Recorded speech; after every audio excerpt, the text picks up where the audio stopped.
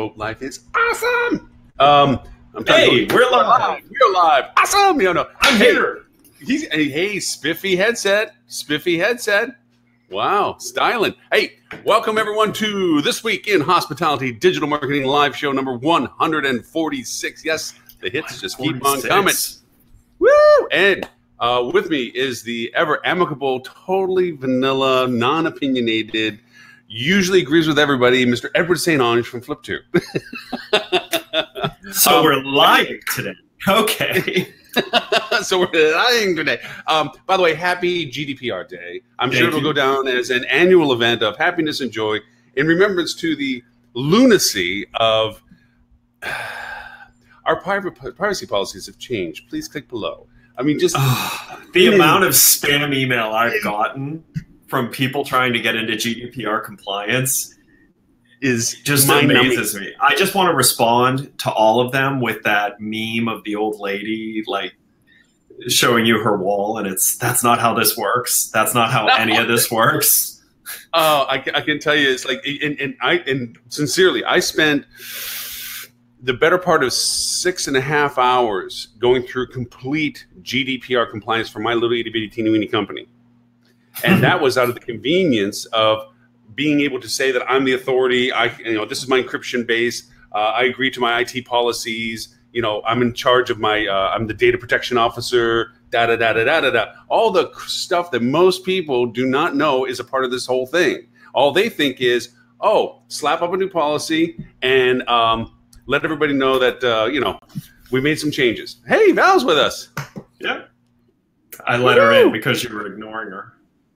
Oh, did I? I did. I ignored her. Crap, I am a shitty host. Yeah, especially with that language. My gosh, man. I know, potty mouth. Hey, Val, how are you? I'm fine, thank you. Lauren Potty Mouth Gray. I mean, Lauren Potty Mouth Gray. We're just patting ourselves on the back for a happy GDPR Day. That annual event is going to be a reminder of everybody of how, the I told you so's 3 months ago whenever we started talking about it. And now all of a sudden everybody's scrambling with half-baked ideas and efforts. Speaking of half-baked, if you look on LinkedIn, our marketing team baked GDPR cookies today to thank our dev team for getting everything done. That's very nice. Anyway, you were saying, Val, what do you think? Our Frankfurt office has been, we have an office in Frankfurt, a big office in Frankfurt. We have a lot of customers in the EU who primarily serve EU customers, EU clients, EU guests. And we've been fairly amazed at the number of hotel groups that have called our Frankfurt office today asking us if we could sign a piece of paper or we could provide them a piece of paper to sign, attesting to that what they're doing and how they're using us is GDPR compliant. I mean, we just... in the States, we don't run into it that much. Well, a lot of what we do in Europe is a little different than what we do for our U.S. customers. So we don't run into it that much in the States, even for our globals. But man, it's just been chaotic in our Frankfurt office today, and it's not. We've been responsive. We've been reactive to the chaos, not causing the chaos. Right. No, I won't say of whom and what, but I mean, for months now. I mean, we've had it on the show for I don't know how long. Right. Let alone from client engagements and so forth. And talking to people and even going through the Rocket program and talking to people around, they were unaware of this thing that's going on and trying to explain to them what to do and how to do it. And then I'm literally on calls with clients, large clients, and they have yet to even configure what they were going to be sending and whether they should include membership or not to include membership. I'm like, y'all need to work on y'all's people skills because Mr. Tim, how are you, sir? Mr. Robert as well. Sorry we didn't get to say hi to you when you first popped in. Howdy. Welcome to today's edition of I Told You So GDPR. Tim and I were late. We were at this raging GDPR party. Oh my God, it went all night. It was unfreaking believable. Speaking of which, did any of you? I really hope in 30 days we are not having this conversation any longer. I know it's important. I know it's got to be done, but God, I'm so done talking about it. Although I will say, I think this has been more climactic than Y2K was. Oh, God, yeah. I mean, This is kind of what I was hoping for with Y2K, was like, let's see, give me something. And we'll have more long-term implications for sure. Right. I think need to say, oh, go ahead, Lan. We're going to have, I figure this is going to last us, another couple of 2, 3, 4 weeks of conversations with lawyers, and just because in some cases the spigot was turned off just a little bit because they got their consent right. In some cases, consent wasn't exactly right, or they weren't sure they were getting consent right, so they just shut it all off. And so for them, we have a position, we understand our role. In some cases, they said, okay, just turn it all off so we don't incur any risk, and then we'll let you talk to our lawyers in a week or so. I think we should take a moment of silence. I think we should take a moment of silence for all the databases that have been crushed and destroyed in the next 24 hours. That's right. Purge. The purge has begun. The purge has begun. Oh, my God. Yeah, the compliance questions. And I think, Ed, you sent over an example where you said, I hope you're not doing this. And this was some silly email of, can we still send you stuff, yes or no? And it's like, no. So really, but wait, what was funny about this is it was that. There was no compelling reason. But I don't think what they realized is it was 1 yes and 2 no's were the options on the email. Because you gave a yes, no, there's a third no, which is just don't respond. And yeah. Yeah. I know I was mentioning earlier, just as we started up on the show, I mean, I spent a little over 6.5 hours in just in my little teeny tiny company getting completely GDPR compliant, going through the whole process of creating, all the documentation of your IT protocol, your data protection officer, your internal training confirmation, your encryption identification, storage facilities, locations, and all the stuff that is in the back of the house stuff that people aren't realizing is really the meat and bone of this stuff. It's just not the, hey, we're changing our policies to make sure that you got to be able to give a channel of communication for your users to be able to solicit that they need to know what their data is. You be able to return it in a reasonable amount of time, yet to be defined. And then for them to be able to edit and also exclude them. It's crazy, the additional stuff that has yet to be done. But the one thing I want to say to that, and I think this is really important, for anybody who's watching the show who just heard what Lauren said and is like, oh my God, I haven't done any of that, don't panic. Right? Panic. No, panic. Panic. No. It's important that you're working towards this. Remember, the first step is you get a notification. The first step, if anything does occur, is you get a notification that you don't have compliance. Right? So as long as you're making progress towards compliance on all of these things, you don't have to be done today. It would be great if you were. It would be better if you were. But you can continue to work on this as long as you are making progress and have a plan for how to get there. Right? Like that's really the well, and the good news is none of the officials in Europe actually know how they're going to do any of this because they haven't yet been given budgets or the authority inside their specific government organizations to do anything, but they have to. Like that's the interesting aspect of this is like they have to respond. They have to do the research and all of that, and none of them know how they're going to do it. So it's going to take a little while. So yesterday, one of my colleagues in my Frankfurt office sent through an article from a Frankfurt business journal that had done a survey, and they had surveyed just users, just regular normal Germans, and I don't know what the question was because it was all in German, and so my colleague translated for me. But basically, he said the upshot is that 2 out of 5 Germans will want to check their privacy rights within 6 months after May the 25th. So so the people on the ground, especially in Germany, are intensely curious to ensure that their rights are being adhered to. Right. So even though the EU may not have money authorized to do this, the average guy in the street in the EU wants to make sure that his privacy is being protected. And that is our rut row. That is our rut row for today, Valen, because Valen volunteered a lovely article completely in German, which I thought may not be the best for our audience to basically go through, including infographics with embedded German. Quite lengthy. So speaking of man on the street from the EU, soon to be Brexit, just England only, is our own Mr. Stuart Butler. What's up? Man on the street report. Talking about Europeans, I figured I'd show up. I thought you You're our European representative, but not for long. After Brexit, you're just going to be. He showed up just so he can leave early. that's right. What us Brits do best. Yes, but our rut row for the week, though, is actually the research report it's a pretty good infographic from the research report that those statistics were derived from. So I didn't actually ignore you, Valen. I did use your recommended rut row. That was very okay. And I could follow the thread, Robert. I got that. Oh, okay. So I posted up some of the fun we're having on GDPR Day, some of the posts to some of our LinkedIn today, and because we've obviously have been ready for a long time because we've been talking about it nonstop for months now.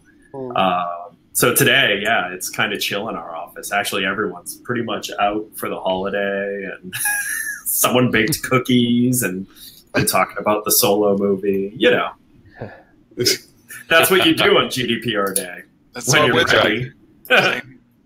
Yeah. So it is like Y2K at your office. Yeah, pretty much. It's exactly the same. Yeah, our exactly. US office is nice and quiet. It's our European office that is not quiet. Right. I imagine. For those of you who weren't born on Y2K, Right. Don't listen to the show. There may be people that have no idea what Ed is referring to.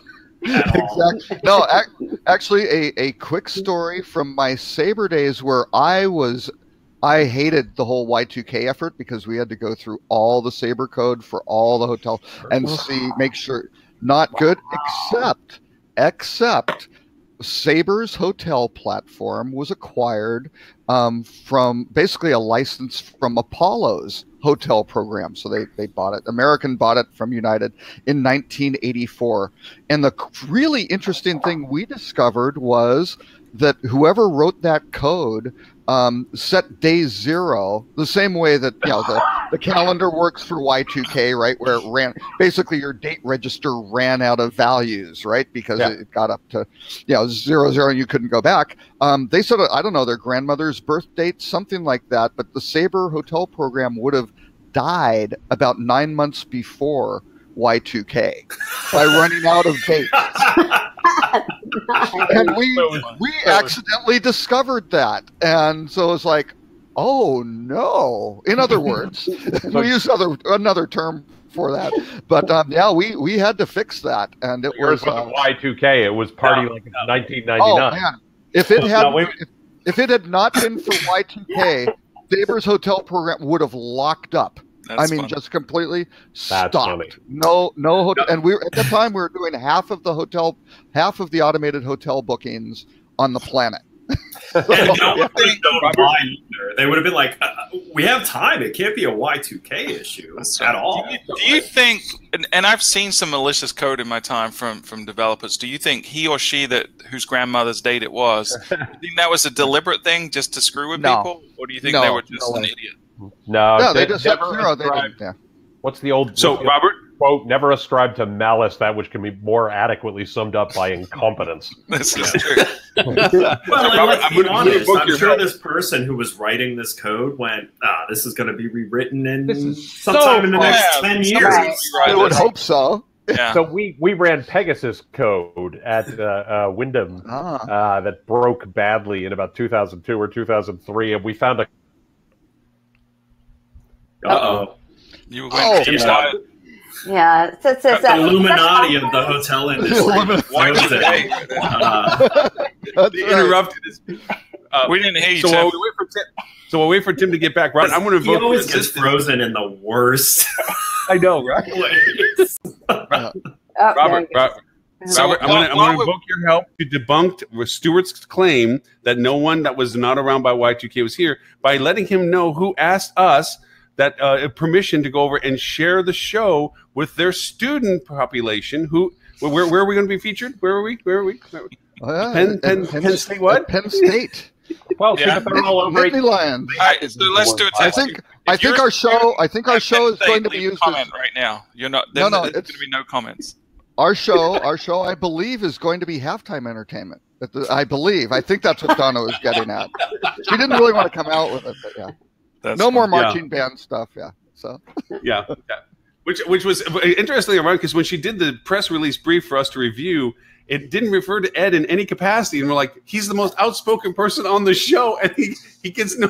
I mean, even Valen was pointed out to, but no Ed comments. Wow. Well, what does even Valen mean? I want to pick up on that. Yeah, what do you mean? I don't know. I don't know if Lauren just intelligently insulted both of us, Valen. Yeah. Wow. I was being complimentary of her and a little derogatory to you.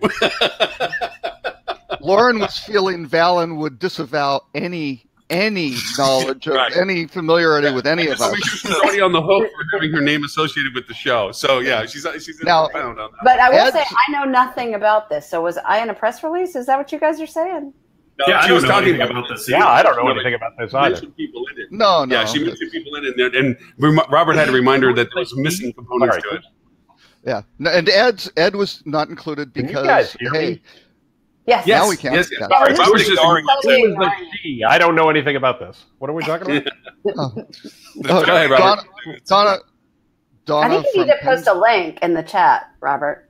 There we go. Well, there is no. There's no link. It's not out yet. It's not out yet. No. Oh. Donna wanted to do more with the show. She likes the show, likes the news, all that sort of thing. Wants to share it more. Now she left out Ed though because there is that restraining order, Ed.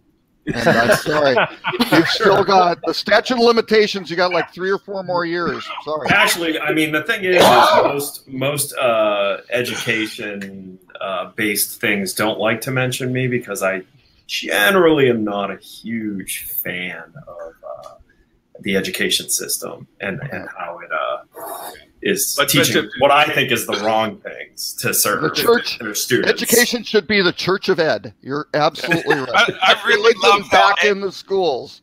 I love how Ed just assumes it was a deliberate omission because his reputation precedes exactly him. Right. Not that they just didn't have space or just omitted out of. And that at all surprises you that's my response. Not that it's possibly an accident. It was deliberate for sure. Yeah. To bring up the whole context of this, she was very excited when she was at the curate to tell me that she really felt that she wanted current information put in front of her kids, students, whatever, and that she really just loves the show. She loves the rut row. She loves the topics. She loves the banter, the dialogue, and she feels it's a great way to get this in front of her hospitality students, an understanding of the living, breathing existence of the industry and not the static, what you read in a book mentality. For sure. So she really does enjoy the fact that everything's up for grabs. We're opinionated, but it's an intelligent discussion. But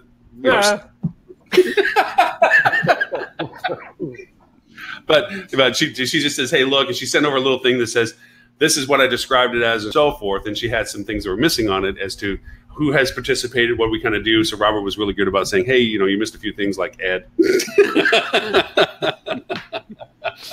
But anyway, so it's a positive in that sense. That the good news is none of this happened with me present, so it didn't happen. So it didn't happen. Yeah. The quantum theory of Ed. If you didn't witness it, it didn't happen. Yeah. Anyway, so topic-wise, Mr. Roberts, since you threw some good ones out there, and Mr. Ed even threw a couple of other interesting ones out there, and we get to do I Told You So's today. Grab something. Hey, actually, I like the one that Ed. I didn't see the one that Ed just kind of tossed out in the email. So that I'm really starting to like what Red Lion does here. I mean, I was questioning Expedia. Yeah, I was questioning the Expedia move back when they did it, but now when you look at them jumping to the contrarian position of the big brands, I kind of took what was a very civilized disagreement between Sloan Dean, the chief operating officer of Remington, and Calvin Anderson from Red Lion. I poked at it and was like, guys, this is way too civil. So Sloan, right. Sloan bit. So now, not that he bit to make it uncivil. He's now actually arguing his point, which is, the point of a brand is that it should lower the cost for its hotels. But listen, not everyone is Hilton and Marriott. Okay, not everyone brings enough demand into every single market that they can stick their thumb up at the sources of business. I think it's very smart. Red Lion probably, and I don't know, but I mean, they probably don't have the same level of clout with this specific group as Marriott and Hilton do. So I think it's a great way to say, hey, listen, we're very interested in your business, so much so that, you know what, we've bumped our commission. Yeah, because that is true competition. Hilton and Marriott have said, you know what, we're willing to take a bit of a hit because overall it's going to save everyone money. And Red Lion said, hey, we're willing to pay more. We want your business. I like the strategy. Basic economics. I think it's a good strategy. Yeah. Mm-hmm. Well, and on the other thing with Expedia, now I don't have any specific information on this. This is just pure conjecture, as is everything I say. But I think by going all in on Expedia like that, and exchanging the information and tying in Hello Rewards, they lowered their commission payable to Expedia, right? Because if you're working more closely, you can get that number down. So I would say it's inevitable. Marriott and Hilton had lower commission rates with Expedia than certainly Red Lion. I've got to think. Just some one would assume that would happen just because of the volume. So I think that move actually helped them to lower that portion. And they, Calvin and those guys are smart guys, and Linehan, they probably looked at it and went, wait a second, let's do the math here. Mm-hmm. This works for us. Now, that doesn't necessarily work for Marriott or for Hilton or somebody like that. But for Red Lion, that kind of contrarian position, when I believe people were lambasting it, I was like, wait a second. This is an interesting approach, and who knows if they can successfully engage those folks and get them to swing over and maybe book direct, that's great, or just know about Red Lion and have a higher propensity to book them and to increase share. That's got to be a win. Right. So I've been a meeting planner in a past life, and we have meeting planners have budgets just like everybody else, and so the idea of all things remaining equal, if the space was equivalent and the location was where I needed the meeting to be or the event to be, there's no reason why a meeting planner wouldn't give Red Lion the attention that it's looking for, because they'll save some money. There's no reason. I would, if I was a meeting planner today, I would absolutely look at it if it met my criteria. Well, and I like the fact that it's a 4-point spread strategy that worked for them. I like the fact that they came up with a strategy that worked for them. I mean, we talk a lot rather than following. We talk a lot in this industry about best practices and things like that. And you know what? I love best practices. We use them all the time, but they're actually only best practices if they're best for you. You need to look at it and say, does this actually fit the needs of our business or doesn't it? So I think it's really smart. Listen, and I give the most credit to 2 brands in this entire thing. One is Marriott, who, if you remember, I was saying, man, if they're the only ones who do this, it's not going to probably look good for them. So they made the first move. They went against what most people were comfortable doing. So good for Marriott in doing what they thought was right for them. And I'm going to say good for Red Lion for not just going and down the same path. If Red Lion looked and asked themselves, could we benefit from getting a better group spread? Then I'm sure they didn't just say, let's be contrarian to be contrarian, especially knowing Calvin. This was done from a very thoughtful perspective, and his revenue background too. I mean, a lot of you, I don't know if you knew him in his New York Hilton days, but I mean, he knows what it is to be a dominant big box in a market that, basically sucks up most of the meetings because of the size of their meeting space. So he definitely knows what he's doing here. And I think it's a very smart move. I do like it. And now I'm saying too, because I was questioning if what Marriott did was the right move. I'm actually saying I think they made the right move as well. For them. Because for them. Yeah. For them. Right. Yeah. Right. And I think this is the right move for Red Lion. Right. Right. Yep. And everyone else, you're out of luck. You didn't move fast enough. So I won't weigh in on what you do. Hilton followed. Hilton followed. My understanding is IHG is following as well. I don't know about Hyatt That would be an interesting. Preferred did they didn't change anything specifically. I take that back. They did run a campaign specifically, that was designed to say, hey, you should really take a look at us because we're not lowering commissions and things like that. So yeah. And listen, there's two sides to every coin.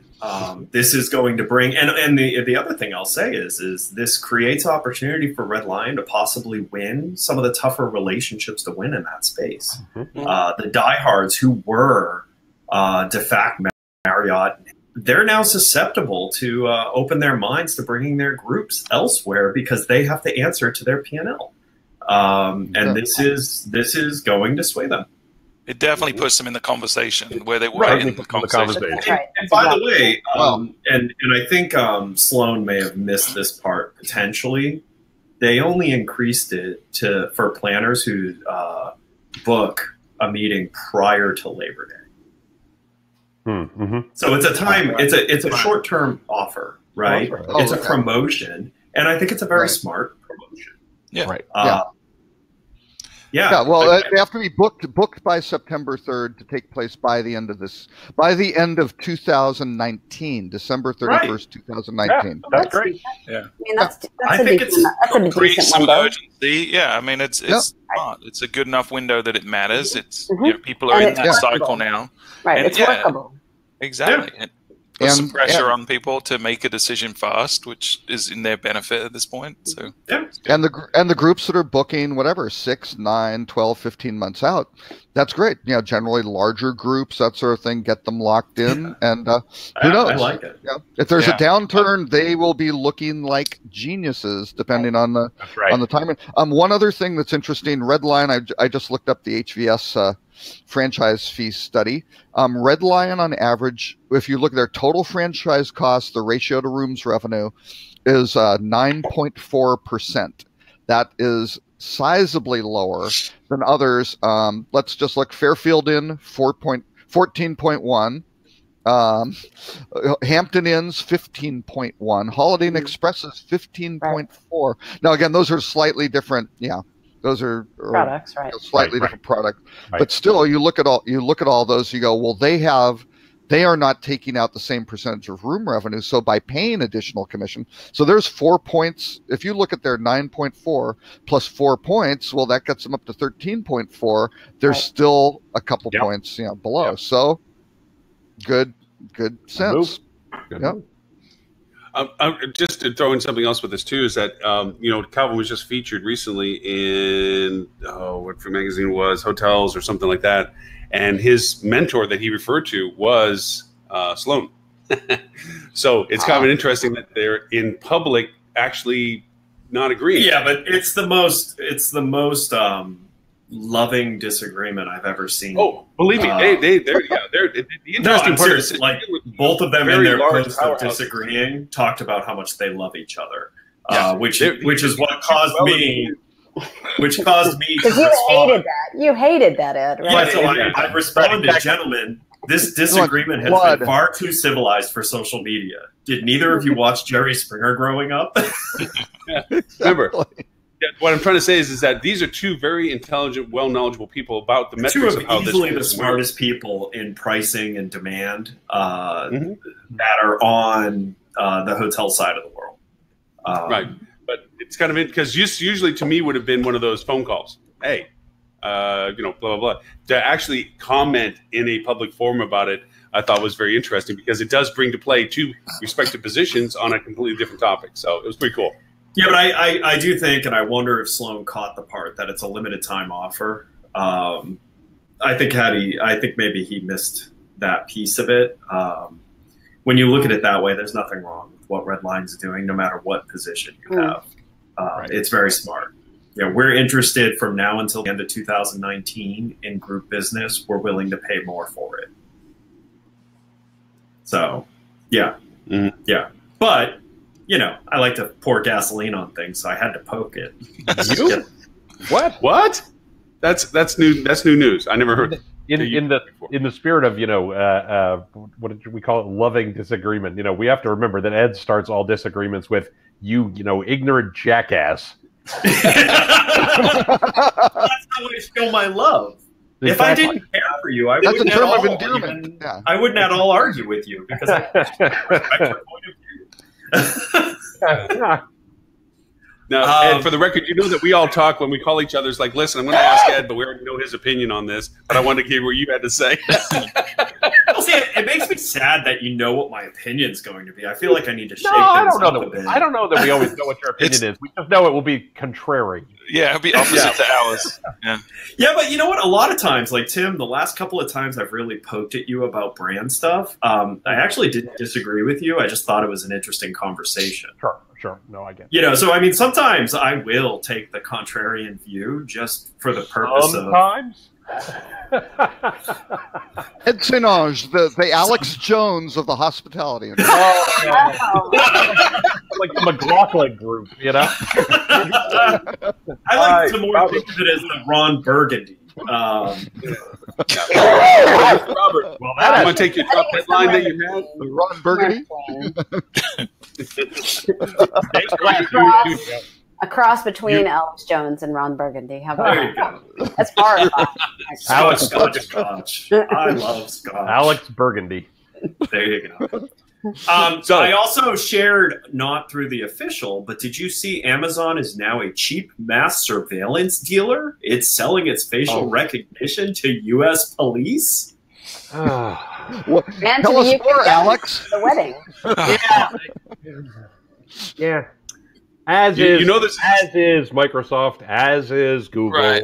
I mean, Anyone that I has know. any kind of image My recognition point. software. Yeah.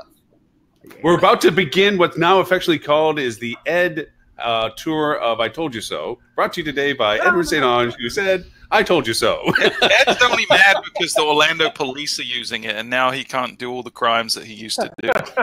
That's right.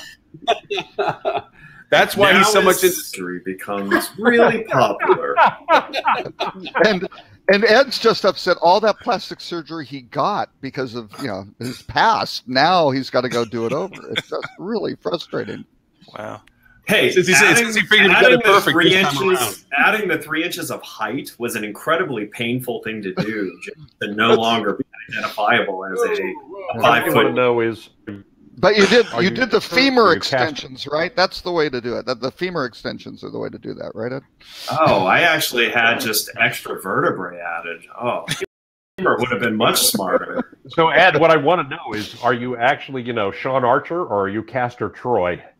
I'm gonna have to say Archer. Face Off reference. Face-off reference, yeah. Yes. If anybody wants to see a really, really dumb old movie. But great action. Was that John Woo? Was that the director? John Woo. Such a, such a John good Woo. action movie. Plus Yeah. Nicolas Cage and John Travolta trying to Travolta in the same movie. outdo the scenery. Yeah. Yes. To out-unact each other. Exactly. Uh-huh. It's a really, So- really great movie to find yourself watching at about 1 a.m. on a Thursday night. in Colorado. Yeah. So what's your real problem with this, Ed? I guess I'm missing it, right? Technology is there, can be used for certain things, absolutely. But Actually, why are you picking on Amazon? The reason I constantly bring these types of things up is because there is a false sense of trust that consumers put in large companies. They believe ultimately that the company will do the right thing by them. But no one's doing anything wrong at the company level here. It's Yes. how the technology is being used. Yeah, but they're using their sophistication and tracking that they learned through their relationship with their consumer to productize it to something to sell to the government, to then Not use specifically to the government. Well- The government is a customer of a product that exists. Who do you Just sell like the mass government surveillance technology to? But that's not what. No. Oh no, Who do you sell mass they're surveillance? selling at the stores. Anyone that No, wants hang on. analysis. No, and this is how Amazon Go stores work, right? They are the whole thing where you walk in, you pick up your stuff, and you take it out. Facial recognition is a cornerstone of how they're doing that, right? Yeah. So yeah, that's the technology they're using, and other groups are looking at it going, hey, we could use that for whatever, right? It's a technology. It's up to the people who buy it. You can go do that. And again, I don't disagree with any of this technology. I just challenge this, and you should look at these things with a cynical eye, because ultimately it will come out years from now that there will be multiple times that it was used incorrectly. You're not wrong, Absolutely. by the way. This is so common, though, where technology outraces the law and the legislative system and things along those lines. Right. You know, at some point, someone will figure out that something that somebody did is a violation of the Fourth Amendment of the Constitution, and then they will change what they can do. Does it suck? Yes. Does it always happen? Yes. It's like yelling about the weather. I just don't find that a I know, for real. I mean, for real. Like, this crap happens. I agree with you in principle. The thing to do is, if you have a strong opinion about it, call your congressman and get them back to do something right. Constantly. But some people just need to be educated that it's happening. No, because I do it intelligently. I give them the talking points on the things they should care about. I mean, because here's the thing. If you actually want to affect change, first is you need to talk about what's potentially wrong with things that are happening. You need to understand, I'm not a big government guy. Like, I'm not like thinking that our government does anything well. You know, but the bottom line is there are times where technology is so far ahead of the government and no one realizes it. Look at how many people were ultimately. Basically, you mean 24/7/360? Yeah, right. I know. It's always going to be the case. But look at how only shocked. Daylight and nighttime hours. Valen, you're muted. You're muted, Valen. Yeah, thanks. So that's the strike. I mean, government, especially Sam. I'm a little sorry for your representatives, Ed. But you know, it's I'm very polite about it. I think the cue card for the press interview was a little over the top on suggestive content. My email to Marco Rubio for voting against net neutrality was, I'm sure, post annoying. That. Post that. Oh, come on, because it was. Because it was also Marco, talking about ignorant jackass. Because that's a template. No, that's actually, a template opening for him. I kind of did poke it. I poked at him for being a sellout. No, because Marco Rubio, when he was early in his political career, had some amazing, well thought out ideas about how the government could be improved. And a politician who, flip-flopped once they needed to get No. Marco has turned into like the epitome of sellout. It's anyone in Florida would completely agree with me that he started as a very promising, actual potential rising star to just complete sellout to anyone who would just keep him in the political viewpounts. It's really bad. You can replace Marco Rubio with any politician. I was going to say, it's a shame that is the first time that's ever happened. Well, but again, guys, I'm going to say, just because it's the norm doesn't mean we shouldn't talk about it. Doesn't mean we shouldn't educate people on the problems of it. Because the naive people who vote, who then find out later that, what you thought actually wasn't the case. Like, it's the job of crazy old people like us to point at them and say, include himself in that context. Hey, I'm the crazy old person. Don't come into my territory, whippersnapper. Can't ride on that bed. I'm feeling old because my nephew just graduated from UNH, so that's making me feel Robert, old. by the way, is so old he got rid of his lawn so he could stop yelling at kids. That's right. I paved it. Yep. You're talking about your senator, my close friend and Senator Ted Cruz. Now that is a politician. There you go. Yeah, but Ted Cruz has never sold out. He's always been batshit crazy. Oh, yeah. Exactly. And we're going to lose Tim if we keep politicizing our conversation. Wait a second. I've got to call Ed out. Ed, you owe an apology to batshit. I'm sorry. You're right. You're right. Don't do that. Don't. Listen, I respect the politicians who just tell you they're evil. I'm evil. Hey, I'm evil. That's how it's going to go. Vote for me or not. All right, let's move on from politics. Yeah. Back to the world of hospitality. So, Hey, Robert. okay. So tying into this, I decided not to do the Amazon one. I figured it would, but I thought this was interesting, which was the Internet of Things for hotels. Great until a hacker calls. Is not evil. It's not illegal. It's just new, right? So it's how people use them, and they're going to be. This stuff is going to be used to do wonderful things, and it's going to be used to do horrible things. And sometimes that little fine line thing I like to call the creepy line comes into play, right? So, but yeah, so there's I love my Nest. Focuswire. I think the Nest is one of the perfect examples of a just amazing application of the Internet of Things. It stays far away from creepy, however, adds real value. I thought that was done well. Well, but again, if you have a Nest, which would be great to go interface your Nest to your hotel, because then when you check in, the temperature's perfect and knows what's going on. And hey, you can go see what's happening on your cameras at home, all that tight integration. But so can the hotel. There we go. There's the rub. That's that creepy line. Yeah.